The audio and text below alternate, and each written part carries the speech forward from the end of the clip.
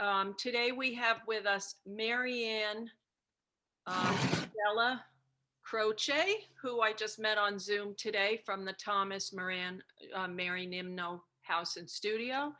And we will also be having a tour with the chief curator, Richard Barons. Okay, so we're going to do a dual event today. I'm at the Pollock Krasner house here in East Hampton. And the other site we're going to visit at 4:30 is about a half hour, about 5 miles south of where I am right now. Okay. Before we get started, I'm going to do a brief screen share so I know that everybody's on the same page and we have a little bit of an idea of who Pollock, Krasner, and the Morans were. But here we are on the east end of Long Island in East Hampton. It's also called the Hamptons sometimes nowadays. And it's always been a haven for artists ever since the Long Island Railroad could get people transported here in the late 1800s.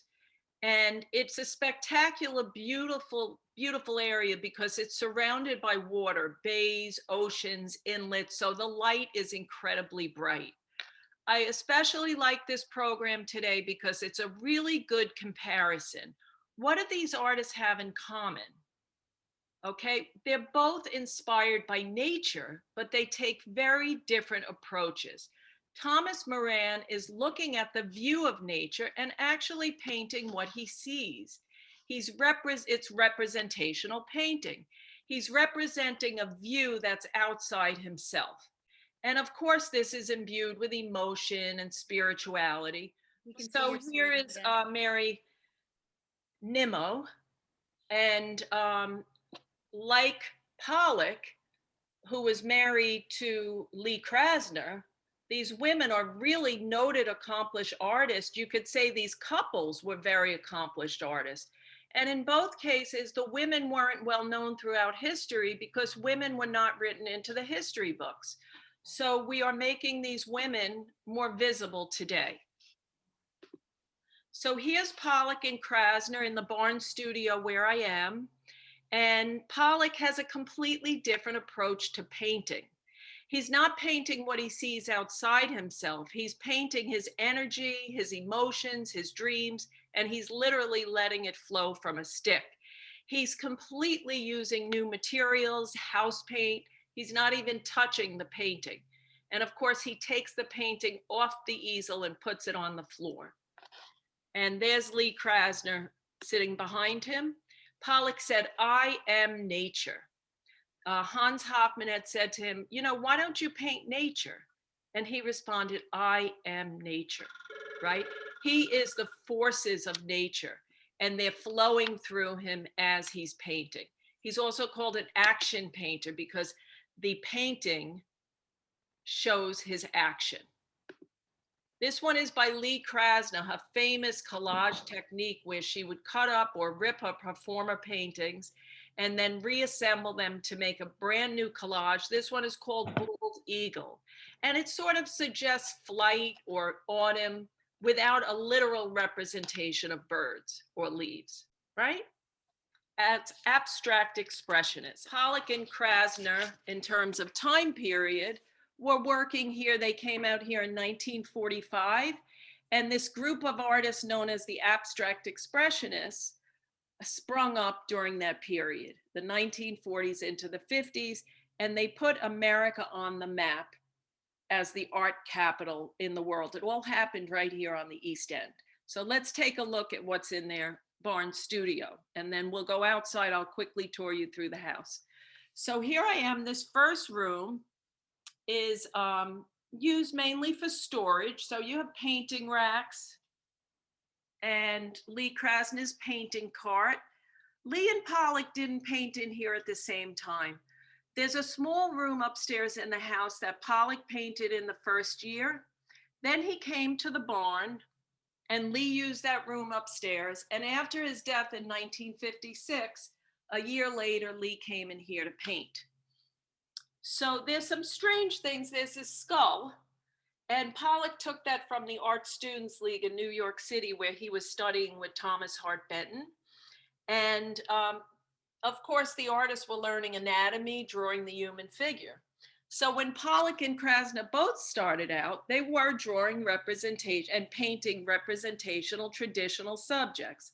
The still life, a figure, a landscape, even narrative storytelling painting. And gradually, they go within to paint things that you can't actually see, like emotions and energy, right? By the way, Lee did not go to the Art Students League. She studied at Cooper Union, okay? It's a very intimate look when you come here. We even have Lee's apron. It's as if you're visiting them. So I am gonna put on my spongy, comfy slippers here because you are allowed to walk right into the barn studio. And as I said, you can visit the house. We have very limited tours over the summer, so make an appointment if you want to come in person, pkhouse.org. Okay, so here's the barn studio, and we have historic photos on the wall. And of course, the main attraction is this floor. This is where Jackson Pollock laid his canvas, took the canvas off the easel, and had his breakthrough doing drip painting. Now, why did he put it on the floor? Of course, gravity pulls the paint down, so you have more control over the painting. And also, he said, I work from all four sides, similar to the Indian sand painters of the West. So there was no top and bottom. Pollock was moving all around the canvas, sometimes even stepping into the canvas. And by the way, he saw the Native American sand painters at the Museum of Modern Art in New York. And they were dribbling sand down, right? And that was one of his inspirations. You could even, if you look closely, see his footprints. And this floor is not a work of art. Pollock's art is very intentional. These are just the random drips and splatters, but it certainly gives you an idea of the artist's process, trial and error, right? As well as the location and how Pollock may have been inspired by the natural landscape, okay? This is a national landmark. And I'll tell you, I personally take great pride in the preservation of a barn where an artist created masterpieces with the most humble of materials. It's not a national landmark that has marble floors, right? It's not about material things in that sense. It's about ideas and creativity and creating a new kind of beauty, okay? So here's Pollock. This photo was taken by Hans Namath, and you could also Google, there's several videos that Namath took as well. This was 1950, so you could see him doing his famous drip technique. He wasn't using traditional art materials. He's using house paint. And he sometimes would even squirt the paint from basters or use the stick. Instead of stirring the paint, in addition to stirring the paint, he would use the stick as a tool. He took a workshop with the Mexican muralist Siqueiros when he was a young man in New York City. Siqueiros encouraged his students to work with non-traditional, even industrial materials.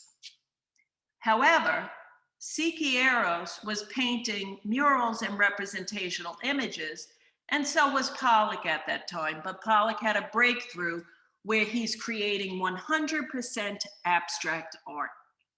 Now, what makes Pollock and Krasner and the abstract expressionists different than abstract artists like Kandinsky, who came before them? Abstract expressionism is uniquely a very physical way of painting. It's dripping, it's scraping, it's tearing, it's cutting. It's staining, it's using your whole body, it's action painting, right? And it's like a release. But that's not to say it's not childlike in the sense that these artists were very skilled, very methodical painters. And Pollock was actually, when he painted very slowly and carefully. So I had told you that, well, a little bit about Pollock's success. During his own lifetime, Pollock became very famous thanks to Lee, who managed his career.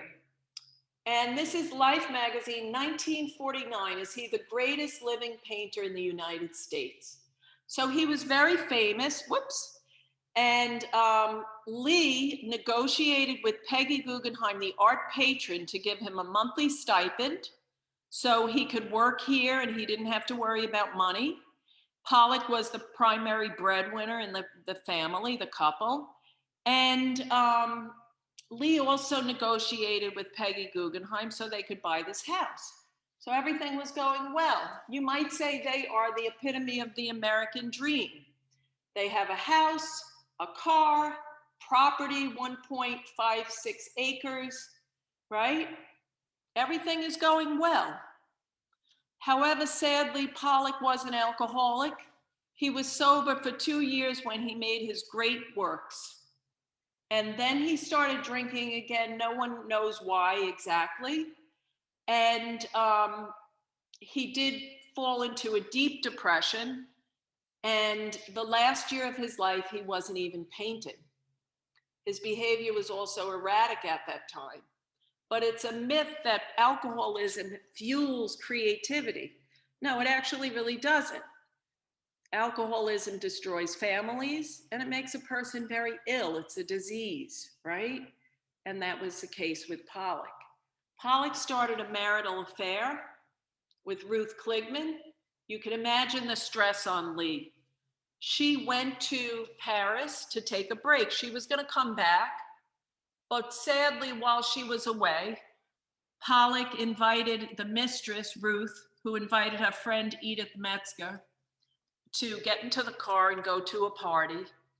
And they never made it to the party. They crashed into a tree on Springs Fireplace Road. Pollock was 44 years old. Lee came home, of course, and for a year she didn't paint. But then she did resume her painting in this barn. And here she's shown, you see all those beautiful artworks behind her.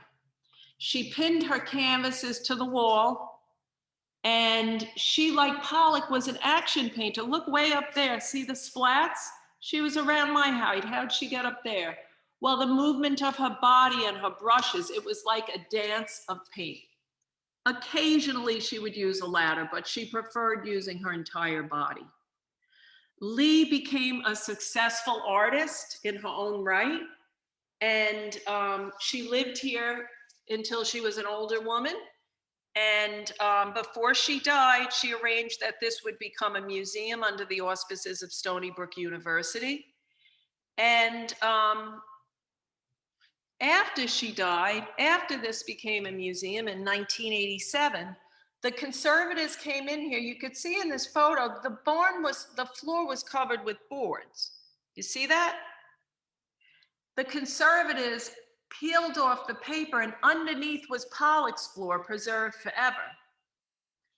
So while the couple was still alive, and you can see this in this photo here, they renovated the barn, they winterized it, and they put these white boards over the floor. And that's why when you come to visit today, this floor is really exclusively Jackson Pollock's, right? Any questions up to this point, you can feel free to put them in the chat while I take these slippers off and we go outside, okay?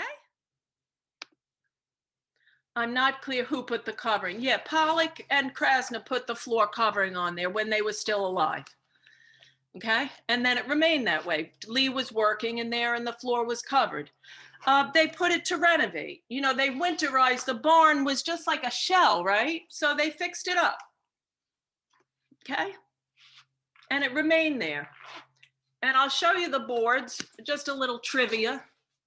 Pollock's brother owned a board game company, and it looked like this. You remember those type of games where you throw the little coin type thing?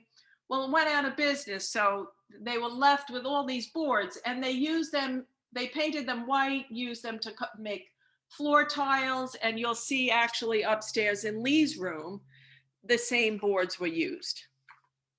So let's go outside and I will show you around this spectacular property that I am really honored to be here today. So I told you, look at this incredible light. This is Eastern Long Island.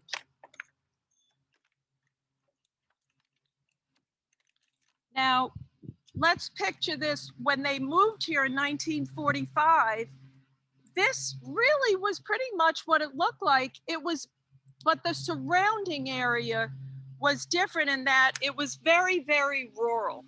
There were only 200 people in the town of in the Springs, which is also known as East Hampton. And they were fishermen and farmers.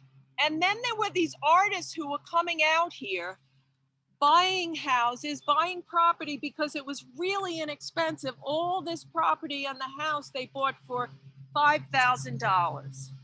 Today, this would be worth millions and millions of dollars, even not that because it's Jackson Pollock's house. The barn was originally there. That's Accabonac Creek in the background. And Pollock and his buddies moved it here so as to not block that view. And this is an outhouse because this was an old dilapidated farmhouse. There wasn't even plumbing in the house.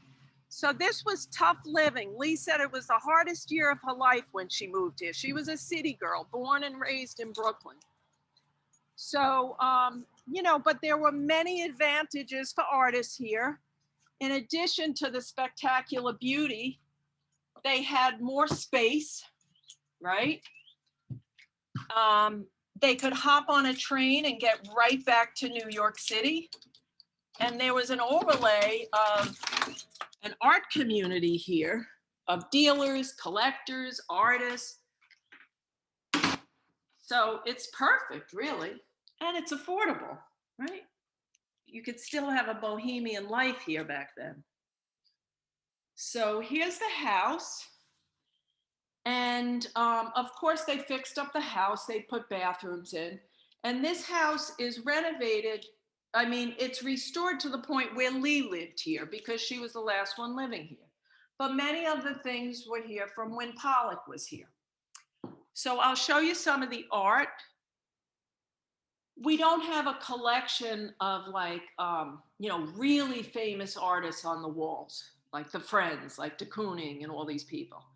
But this does show really a lot of diverse creativity. So this is a fish print, and Lee Krasner's friend caught that fish, put it on the counter here, rolled ink onto the fish, you press paper against it, you peel it off, and you get a print, right? That's Japanese fish printing. That's a tarpon, huge fish. He caught that in the bay. Over here, we have a sculpture made by Lee Krasner's nephew, Ronald Stein. And this is made from found objects, wood turnings, toys, right? Little toy soldiers, chess pieces. And this idea of constructing and repurposing found items is a major theme in modern art, right? And then you get to imagine it in your own way, right? It could be a castle, it could be a city, so it sparks your imagination. Way up at the top, there's that brown piece. This was actually a water fountain, and it was exhibited at Guild Hall, where they invited artists to make fountains in the backyard. Now you'll notice on the wall these paintings. These were not here when they lived here. These are by Mary Abbott, an abstract expressionist. And we have changing exhibitions that relate to Pollock and Krasner. So this is a temporary exhibit. You'll notice, like Pollock and Krasner, what makes it abstract expressionism? Do you see the energy? Do you see the paint? Do you see the movement of the artist herself? Right? It's the energy made visible, so to speak. So this is an anchor. They found this on the beach. And this is an example of ready-made art. You find an object and you call it art. You don't even have to have the artist's hand involved in the making of the art. So that can be challenging. Sometimes you might go to a museum, right, and you see a pipe standing there. And well, where's the artist's skill in that? It's more conceptual. So this is box art, and Lee Krasner's studio assistant, Ben Bianchi, made this. And again, you can see the use of recycled or found objects. This is their parlor. Simple living. I love coming here. Not only is it spectacularly beautiful, but it really puts you back into a bygone era, right? When life was simpler, especially on the East End of Long Island, right? It wasn't as touristy. It wasn't filled with consumerism as it is today.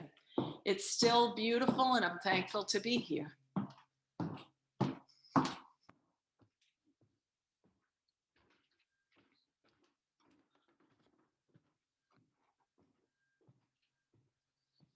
So on the second floor here, we do have a bathroom, and there's a bathroom downstairs as well.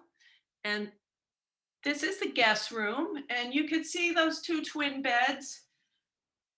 Those were their marital beds, which Lee later moved them to create this guest room.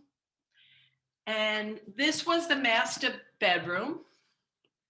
And then, of course, Lee lived here on her own until her death. And she also had an apartment in New York City. She did not remarry. She wasn't a seamstress. This is just an example of her clothes. She did like to get dressed up sometimes, you know, and be fashionable, so to speak. And this is a portrait of Lee by Igor Pontonov, her boyfriend before she married Pollock. And you can see her nature collection. Lee was very inspired by nature.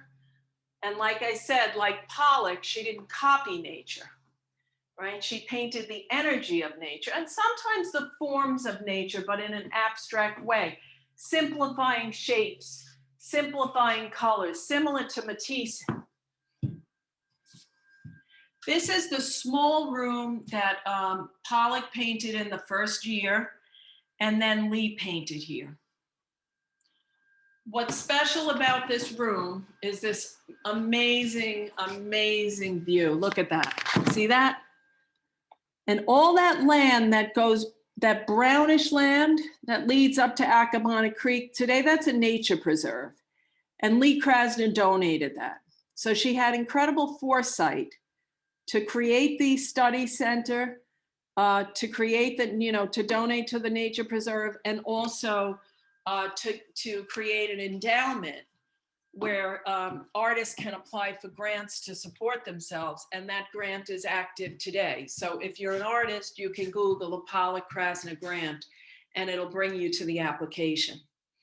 So we have a few minutes. Does anybody have any questions?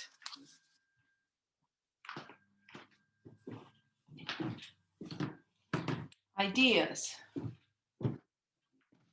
Comments? Let's see.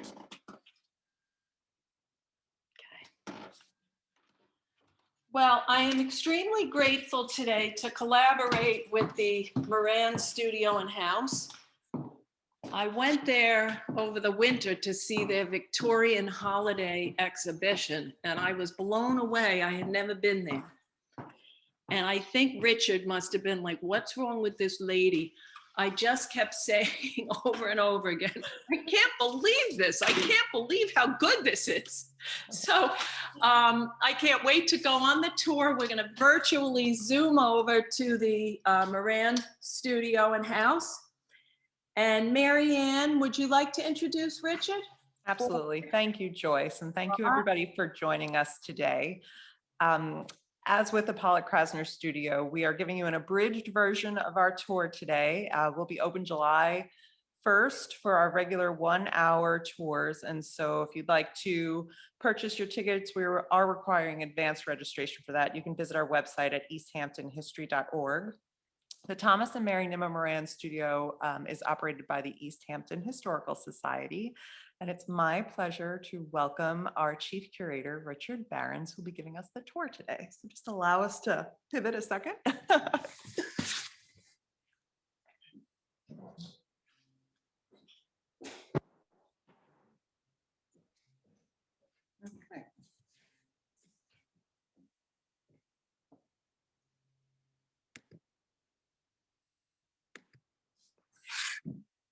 Good afternoon. Welcome to the Thomas and Mary Nimmo Moran studio. This is a sort of a fun idea, I think, particularly starting with Pollock and then ending with Thomas Moran, because it will show you there are similarities and there are things that are so broadly different. Thomas Moran was the first artist to build a freestanding building designed as a studio and cottage on the east end of Long Island. A few years later, William Merritt Chase built one in the Shinnecock Hills, but this was one of the very first ones.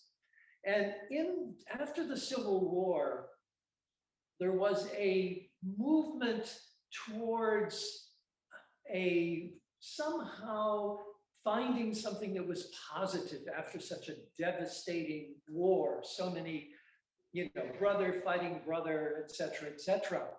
And there was a desire to find something that people could grasp onto that was spiritual, but also was essentially American. And that's when all of a sudden the whole idea of landscape painting in the 19th century began to change. One interesting feature I think about so many of these so-called Hudson River Valley School painters who started in the 1840s, 50s, and blossomed after the Civil War is how many of them, in fact, were immigrants. And Thomas Moran was an immigrant, came over with his father from England. Later on, when he married Mary Nimmo, she was an immigrant. She came over to Philadelphia with her father, who was a weaver from Scotland.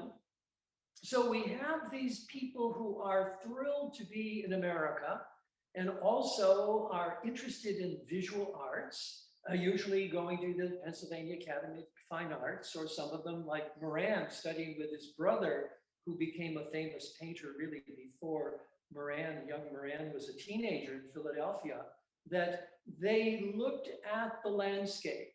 When Moran started painting, he very much was what we would call an old school painter. He was not part of the Impressionist movement, even though by the 1860s, the Impressionists in Europe are painting en plein air, out there with their canvases and their oil paint. Moran was very, very old-fashioned, very much the old Academy. And his brother Edward, who specialized in paintings of the ocean, taught him to draw first, to do watercolors, to do sketches, and then go back to the studio and take the essence of whatever you have done. You might have done 15 watercolor sketches, you might have done 2 little oil sketches, you might have done some pencil sketches, may have written in what the colors were. You then go back to your studio, and then you would create the painting. You would take the best aspects of each form. So even though it looks like Moran is copying nature, he is being inspired by nature, and he is making nature often way more glorious than it was at the day he saw it. He'll take the best sunset, the best shadow, the best tree, put it together and to make a conglomerate. We have a painting over here that was done by Moran, who loved traveling. He loved to travel all over the country and all over the world in reality. As a young man, he and his kid brother, Edward, went off to England, and then later on, he and his wife, and then later on his family traveled in Scotland and traveled through Rome and stayed almost half a year in Venice. And this painting, which was done in 1899, was done by Thomas Moran, who was very much inspired by the work of Turner, another artist who's in reality an abstract painter. There's no question about it. He's all about emotion, sublime, catching the storm, catching the volcano, or what have you. And when Thomas and his kid brother went to England after the Civil War, they saw one of the first Turners that came to the National Gallery. And he was infatuated with Turner and how Turner used impasto, how he used abstracted areas and then pulling out, you can see details of this painting and you don't recognize what it is. You stand back like an Impressionist painting and you can see what it is, but he never became the great colorist that the Impressionists were. But here you could see the sky and the forms. And this painting was done a year after he saw this, and he filled 4 or 5 sketchbooks filled with watercolors and drawings, and came back to his studio. In this instance, it could have been this studio. He also had a studio in New York, and later on he had a studio out in California.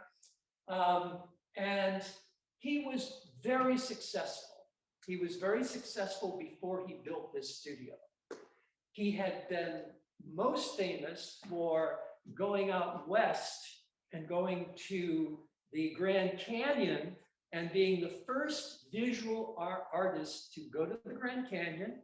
He came back with all his sketchbooks and sketches, did a huge painting, took it to New York City. People couldn't believe the Grand Canyon looked anything like that. How could it be? Look at those colors. It was a large painting, as big as, not quite as big as some of Pollock's, but almost as big, probably up this tall and about this wide. It was bought by the federal government, and it was one of the inspirations for creating the first national park, which is Yellowstone. But by the time he and his wife and 3 children moved out from, they started out in New Jersey, and then they bought a townhouse in New York and came over to, some friends came out here in the early 1870s and said, you've got to go out. You've got to go out to Montauk. You've got to get out to Montauk. So he and his wife are invited to go out to Montauk. They immediately fall in love with East Hampton. They love the color. They love everything about it, the old houses. They rent for a while, and then for a few $1,000s, they buy this piece of property, and he designs his studio. He also uses parts of buildings that were being torn down. New York is always being torn down and rebuilt. So windows, like this huge window over here, some of the woodwork, stained glass windows over there, were all put together like a assemblage, and many of us consider the studio, which is what he called the building. They were here usually about 6 months out of the year. We think it's really his sculpture. So let's walk around and take a look at some elements. There's a fireplace mantel over here, which is from a building that was being torn down in New York, and probably, just about the time that they moved out here in 1884. They bought the property in 86. And this is from a house that was built probably about 1790. And then when you come over here to this bay window, which is totally a creation of the artist, he gets this column somewhere from some building. This little section over here, the little plinth there is made out of a cigar box, because he was the architect. There was not an engineer. There was not really a contractor. He contracted with some of the local carpenters to build this building. They must have found it somewhat frustrating, because I think he was always adding on, this might work a little better. But the window here and the front door and several other windows, he purchased from a candy store that was being torn down on Lower Broadway, brought those out here. Some architects think that this may be the first house where plate glass windows were used in a private residence rather than in a store. So we'll walk a little further over. Usually in the summertime, there's going to be an exhibit up. So the walls will be covered with paintings and drawings. This summer, our exhibit is going to be on the 3 Morans, Edward, Mary, and Thomas, and their relationship with the ocean. So there's going to be paintings of the ocean and boats here. This was the studio, which today we would look at and think was probably the living room, but this was really the place where Moran worked. He did some very large canvases, some very small canvases. He had 2 or 3 easels all around. But in the evening, often they would invite people in. They'd put all the furniture against the wall and they'd have dances. The whole family was very musical. This was their private dining room. They had curtains and also rugs hanging on the wall, so it could make it a little private. And some of the furniture that they brought, like the big sideboard over there, was probably something that they found on the street when a building was being torn down in the Chelsea area where they lived in New York. They used unusual materials such as grass cloth for the dado over there. These columns that support the ceiling of the dining room are really from front doors from a house that was built in about 1810. And the balcony was the family living room. And upstairs, there's a number of bedrooms. Off the balcony is a room where Moran would keep his paintings that he was working on, because he might work on 5 or 6 paintings at the same time. And he knew that when he invited people in, that people would touch them. So he would put them up in a storage area while they dry using oil paints. Some of them would take almost 2 or 3 weeks to dry. And then he'd bring it back down and work on it. So he was always working on paintings, always trying to perfect light. Someone once said that they came in and visited with Mr. Moran, and he looked out the window and he said, "I've got to capture that light." And supposedly immediately did a sketch.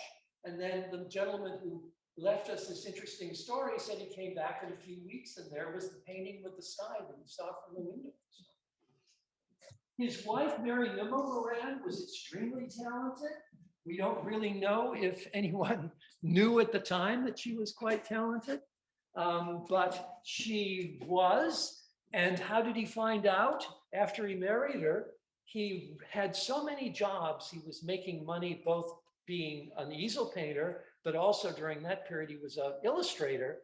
And, you know, he would do drawings that he would then send off, be paid for, and they'd go off to the wood engraver to be used in magazines. And he needed someone to do some of the fine work on it.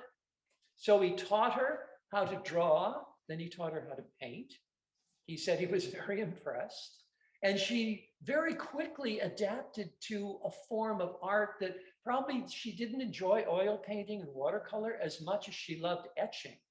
Now, Moran is doing all his landscape drawings outside, then coming in here and painting. What does his wife do? She takes her copper plates outside, even on a boat sometimes. She does her etchings en plein air.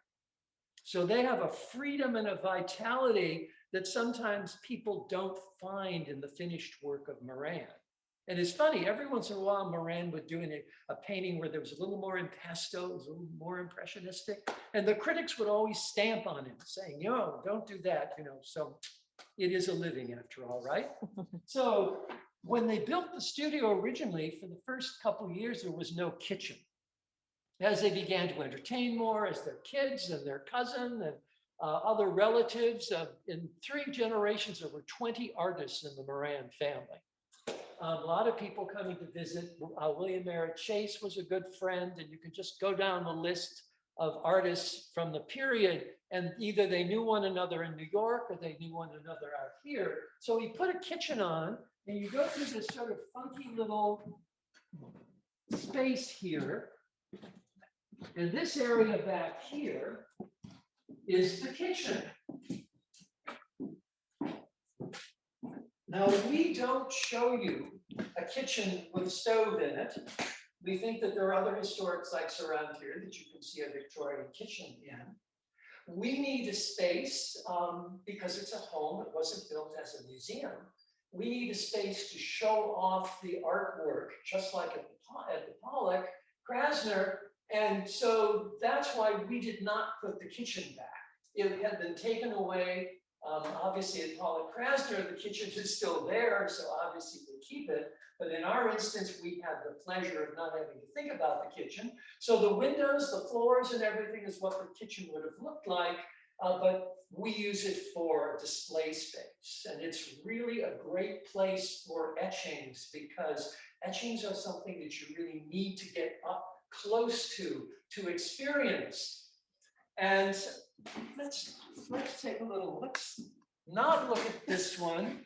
Let's go over here so Mary Nimmo gets a chance to shine.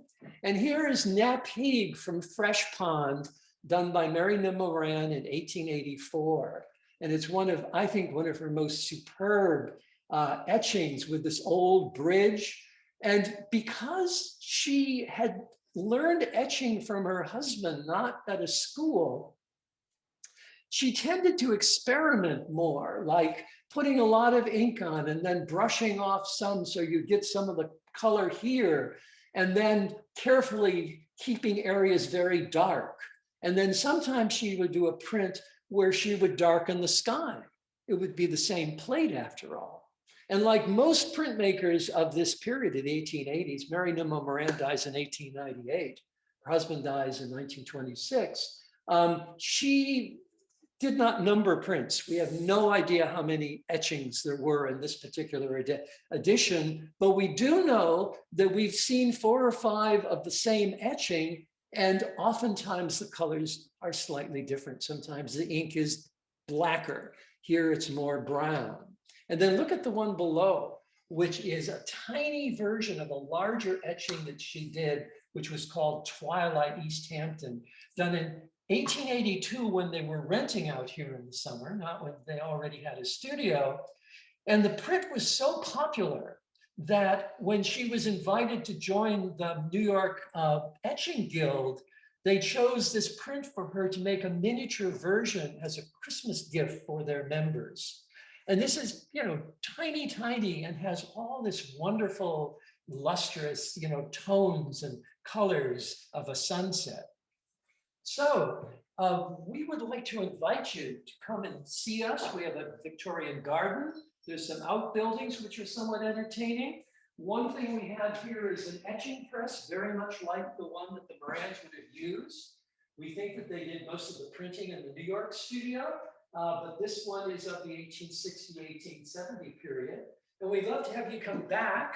And we think it's a great day to come here, go to Pollock Krasner, maybe start at Pollock Krasner like we did today, and come here, because here we've got a very wealthy, famous artist who builds an expensive studio, which is a very different contrast with Jackson Pollock, who is just beginning to be terribly famous when Peggy Guggenheim lends the money and gets him out here to dry him out, which I guess works temporarily. So we hope that you can come and see both of these amazing art studios and get an introduction to East Hampton, the American Byzantine or American center of art. Thank you, Richard. Does anybody have any questions for us? I see some in the chat box. Hold on one second. How recently was the house inhabited? The house was lived in up until about probably 15 years ago. It belonged to the Morans until the 1940s when it was bought by another artist from New York, Condi Lamb. And he was a professional artist. He was mostly into graphic arts. He and his wife and son lived here. And then it was left to Guildhall, and it was taken over as a restoration project by a new organization which was developed just to restore the building. And we've now been open, I think this is probably our 4th year. Are there any other questions? I have a question. Who managed Thomas Moran's career? Did the wife manage the career, or who did the business? How did that work? That's a really good question. Behind every limping man is a strong woman. There is no question that Mary Nimmo Moran managed her husband's career. She certainly was involved with the bookwork, correspondence. Of course, she was also a wife. She was also a mother of 3 children. They were relatively teenagers and older by the time they moved out here. But no, she is amazing considering that today she's being really reinvented. People are looking back upon what period she worked in, which is called the etching of, well, really it's sort of the etching revival. But during her period, she was really one of the most famous etchers in America, and she also was famous in Europe. She was in fact made a member of the London Guild of Etchers, which was extremely prestigious, and she was the first woman to become a member of that. So she was very famous for her etchings, and also her husband etched. So we have quite a number of etchings by both artists in our collection, but today, Thomas Moran is probably known for his Western paintings, even though he did splendid paintings out here. But no, Mary Nimmo Moran was imperative to the life. Later on, when she dies, Ruth, one of the sister, takes over and helps manage her dad's career. And she's the one who really worked hard to try to get an artist to buy this property, so it would still be an artist studio before she died. There's another question. Were there also other women artists in the larger extended Moran family, their daughter? Oh, their daughter, not so, but certainly one of his brothers had a wife who was extremely talented.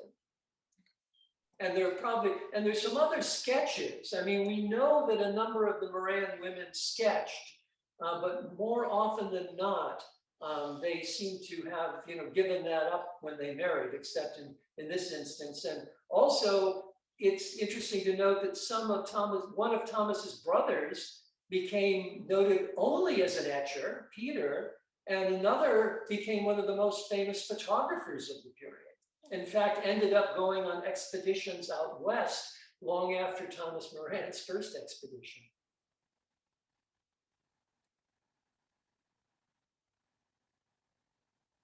Any other questions for us? We hope that you'll come visit us this summer again. easthamptonhistory.org. Our tickets are available, and we thank you all for coming on our virtual tour today, and thank the Pollock Krasner House for the invitation to join them in this joint program.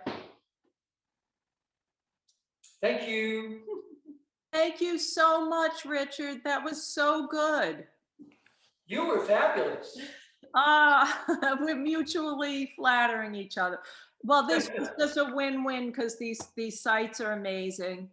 And I did notice on your website, do you have like a book club about Hampton's Bohemia? That book? Yes. So the second Thursday in May at 7 p.m., we're hosting a virtual book discussion on Hampton's Bohemia, and Helen, the executive director of the Pollock Krasner House, will be joining us. She's the author of the book. So if you just go on to our website under events, you can register there. Again, virtual program. And so we're looking forward to that discussion.